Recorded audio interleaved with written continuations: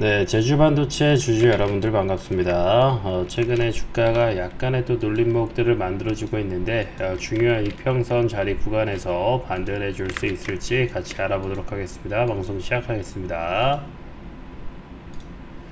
자, 항상 강조드리는 건 우리가 세력 수급이 항상 바닥권에서 들어왔을 때 먼저 봐야 된다. 제주반도체 역시나 바닥에서 다 재료랑 그 자리를 줬었고요. 세력 수급이 바닥에서 매집한 걸 돌파하는 세력 수급 나오게 됐을 때 이 이후로는 강력한 상승이 이루어진다라는 부분들 말씀드리고 있고요. 현재로서의 제주반도체 자리 분석은 크게 의미는 없습니다만 지금의 하락 추세가 이제 뭐 다른 분들은 하락 2파동에 3파동 빠질 가능성이 있다라고 말을 하고 있지만 이렇게 세력 수급이 건재한 자리에서는 크게 걱정할 건 없다라고 보셔도 좋을 것 같습니다. 물론 세력의 평단가를 과거의 바닥권부터 매집했던 평단가를 다 따지고 본다면 이 자리에 거의 뭐 중간값이라고 할 수 있기 때문에 대략적으로 뭐 15,000 부근까지는 떨어질 수도 있겠지만은 세력의 입장에서는 상당히 좀 비효율적일 수 있는 그런 고점 라인 한 25,000원 부근 라인에서 매집을 연거푸 2번이나 하락파동 사이클에 해줬다라는 것은 지금 자리 크게 밀지 않을 확률이 더 높다라고 보고 있고요. 세력이 매집한 뒤로 이제 메이저 수급이 매집을 하고 나서 이렇게 상승이 나와줬는데 그러면 지금도 역시나 세력 수급은 받쳐준다라고 한다면 만약에 메이저 수급이 다시 한번 타겟을 해준다면 지금 자리부터 다시 한번 추가 상승 볼 수 있겠고요. 이 메이저 수급이 꼭 들어오지 않는다라고 하더라도 세력 수급이 한 번만 더 발굴이 된다면 여러분들 좀 더 기대해봐도 좋지 않을까 생각을 하고 있습니다. 여기 보여드리고 있는 세력 수급 지표기는 위에 상단에 있는 010 번호로 숫자 1번만 보내주시면 여러분들 받으실 수 있으니까요. 010 번호로 숫자 1번만 남겨주시고요. 100% 무료로 보내드리도록 하겠습니다. 그럼 제주반도체 소식들 빠르게 알아보겠습니다. 전반적인 반도체 분위기를 좀 볼 건데요. 전영현 이제 DS 부문장이 새로 취임됐죠. 삼성전자 관련된 이슈입니다. AI 다시 없을 기회라고 얘기를 하고 있고요. 어떤 내용인지 같이 보도록 하겠습니다. 선임된 지 9일 만에 취임사를 발표했고요. 우리가 방향을 제대로 잡고 대응한다면 AI 시대는 다시 없을 새로운 기회가 될 수 있을 것이다 라고 얘기를 하고 있고요. AI 산업은 이제 IT 시장의 중심이 된 지 이미 오래가 됐죠. 생성형 AI로 AI 열풍은 최근 거의 모든 제품의 서비스에서 쉽게 찾을 수 있고 사용처도 서버에서 그 스마트폰, PC 자율주행까지 넓어지고 있습니다. 그래서 이 AI 빠른 확산은 반도체 기업에게는 엄청난 기회 요인이 될 수밖에 없죠. 뭐 당연하겠지만 AI를 쓴다라는 건 반도체를 쓴다라는 의미니까요. AI는 수많은 데이터 학습하고 바탕으로 추론할 결과를 도출하기 때문에 이 과정 빠르게 처리하기 위해서 필수적으로 엔비디아의 GPU를 쓰게 됐죠. 그래서 기존의 그래픽 카드가 AI 반도체로서 더 부각을 받고 있는 것이고 당연하겠지만 뭐 CPU와 수많은 메모리 그 휘발성 메모리, 낸드 메모리 전부 다 중요한 부분이 되었습니다. 근데 가장 중요한 거는 GPU가 되는 거고 이에 따라서 엔비디아가 가격이 엄청나게 치솟고 있는 거고 AI 시장 규모, 반도체 시장 규모 이제 57조 원 규모로 올해만 해도 크게 성장할 이미 블록버스터, 초블록버스터 시장이 됐다라 보시면 좋을 것 같습니다. 최근 미국 전력연구소에서는 클라우딩 컴퓨터와 AI 전환에 따라서 데이터 소모량이 엄청나게 늘어나고 있습니다. 그에 따라서 이제 에너지 효율적인 AI 하드웨어 개발에 대해서 이제 내용들이 나오고 있는 거죠. 그러니까 AI는 어느 정도 한번 궤도 탔고 그 뒤에 이제 전력에 대한 이슈들, 이제 사이드 이펙트를 이제 잡게 되는 거죠. 초반에는 그래서 약간의 사이드 이펙트를 무시하고 기술 발전에 집중한다라고 한다면 이게 어느 정도 또 완숙기에 들어서게 되면 한 사이클 완숙기를 들어서게 되면은 그 다음에 사이드 이펙트를 보게 되죠. 지금은 가장 큰 이슈가 되는 게 바로 전력 문제입니다. 그리고 또 엔비디아의 의존도를 낮추려는 많은 빅테크들의 시도들이 있죠. 오픈AI도 마찬가지고 마이크로소프트, 메타, 아마존, 소프트뱅크 같은 기업들이 AI 반도체 자체 생산을 추진하고 있습니다. 이는 삼성전자도 마찬가지고요. 특히나 AI 반도체 주로 4나노 이하 공정으로 만들게 되는데 TSMC가 그러니까 대만 반도체가 독점을 하고 있습니다. 삼성전자가 이제 공정 부분에서는 2나노, 3나노 부분은 TSMC보다 삼전 쪽이 앞서고 있어요. 그래서 이 기회를 잡아야 되고요.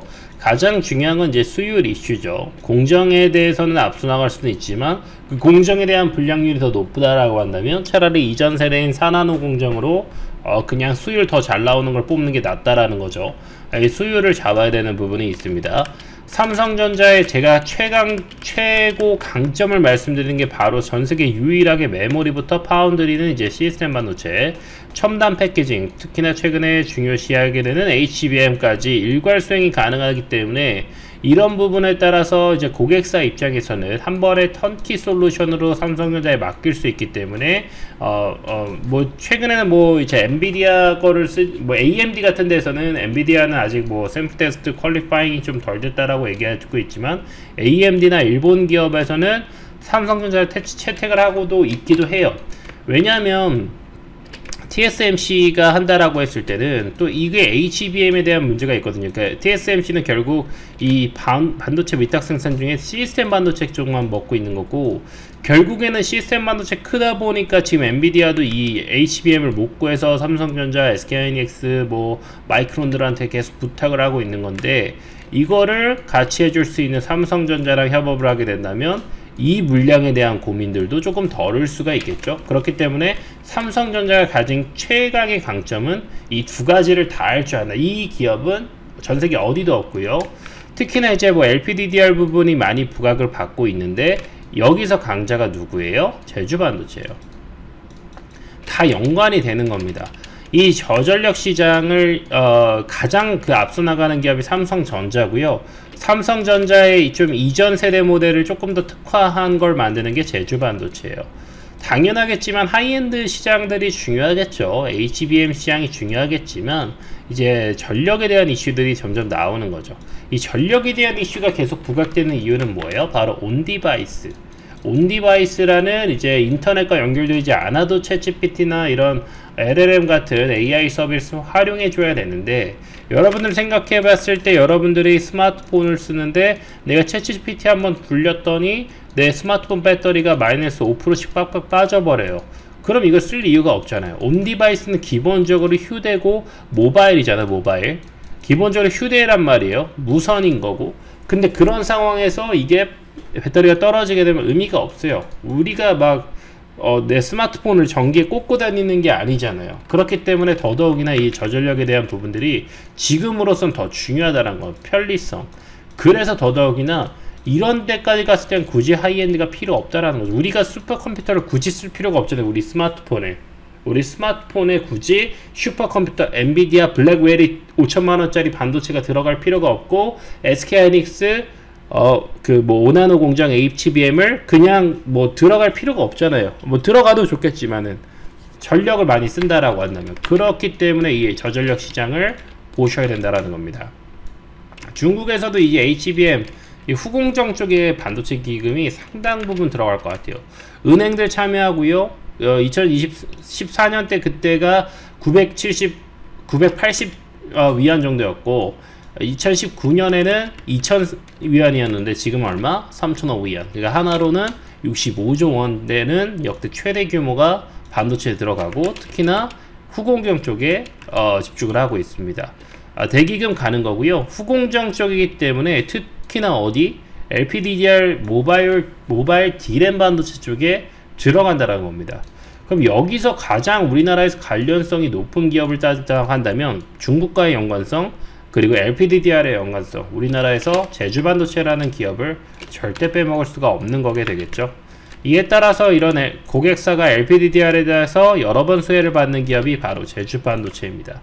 온디바이스 AI가 확대될수록 스마트폰뿐만 아니라 다양한 웨어러블 모바일 이런 디바이스들에서 AI 칩 수요가 높아질수록 LPDDR을 필수적으로 요인을 하고요. 주요 매출의 70%가 LPDDR에서 나오고요. 퀄컴이랑 미디어텍 모두 다 인증받은 국내 유일한 기업 어디다? 제주반도체다. 미국의 마이크론도 퀄컴이랑 미디어텍 인증이 된 거예요. 우리나라에서도 유일하고요. 전 세계로 봤을 때 U2입니다. 그렇기 때문에 더더욱이나 메리트가 있고요. 단가에 대한 메리트도 있어요. 지금의 하이엔드보다는 낮은 수준의 기능을 선보이는 거기 때문에 저전력에 대한 메리트로서의 계속 메리트를 가져가는 거고, 단가로서의 메리트를 가져가는 겁니다. 여러분들 뭐를 쓰더라도 스마트폰을 쓰더라도 어떤 분들은 저가폰이면 충분한 분들이 있어요. 난 문자랑 전화만 되면 돼, 카톡만 되면 돼 하시는 분들한테 굳이 하이엔드 AI 기능 다 들어가는 기능에 몇 배 비싼 금액을 팔 필요가 없잖아요. 그 사람들은 훨씬 더 저렴한, 그리고 그냥 최소한의 기능만 있어서 그냥 뭐 이렇게 뭐 과부하되지 않은 그런 폰이 필요할 수도 있다라는 거죠. 그래서 여전히 제주 반도체 시장에 큰 메리트가 있고, 그걸 증권가에서도 주목하고 있고 실적으로도 입증을 하고 있다라는 부분 체크해 두시면 좋을 것 같습니다. 제주 반도체 섬이 될 수 없을까라는 또 재미있는 기사가 있습니다. 제주 반도체가 5년, 그러니까 그 당시 이제 가장 큰 고객이었던 노키아가 몰락하면서 판로에 잃었죠. 판로의 제품의 다양화가 중요한지 깨달았기 때문에 현재는 매출의 거의 90%가 그 수출이고요. 게다가 고객사가 200개가 넘습니다. 지금은 이런 부분을 잘 해칭을 해놨어요. 게다가 포트폴리오도 자동차, 사물 인터넷, 전화기에 탑재되는 각종 메모리 칩 설계 회사이고요. 중국 쪽에 이제 긴밀한 관계를 가지고 있죠. 왜냐하면 메모리 칩은 중국이 전 세계 전자제품 60% 이상 만드는 큰 시장이기 때문에, 반도체 기판도 중국에서 만든 거를 유럽에서 쓰기 때문에 제주 반도체 아까 중국과의 연관성 말씀드린 게 바로 이런 이유 때문입니다. 설계만 하고 대만 공장에서 메모리 칩을 85% 생산하고 중국을 비롯한 세계 시장에 수출하기 때문에 서울에 없어도 되고 제주에서 그런 부분 하는 거고요. 팹리스, 뭐 세제 혜택이나 이런 부분 때문에 제주도에서는 명실상부한 넘버원 기업이 되었고, 대한민국 제주도의 수출 1위 품목을 제주도로 바꿀 정도의 저력을 가지고 있는 기업이 어디다? 바로 제주 반도체다. 앞으로도 제주 반도체에 대한 정확한 정보들을 얻고 싶으신 분들은 위 010 번호로 정보라고 문자 남겨주시고요. 처음에 보여드렸던 세력 수급 포착기 받고 싶으신 분들은 수급이라고 남겨주시면 됩니다. 나는 좀 1번과 2번 한 번에 좀 받고 싶어요 하시는 분들은 숫자 1번을 문자로 남겨주시면 됩니다. 1번, 2번, 3번 뭐 이렇게 문자를 여러 개 보내주시는데요. 다른 문자는 죄송하지만 그 세력 수급 포착기랑 정보방 입장이 불가능하시고 무조건 1번 보내주신 분들에게만 입장된다라는 점 말씀드리면서 오늘 방송 마무리하겠습니다. 감사합니다.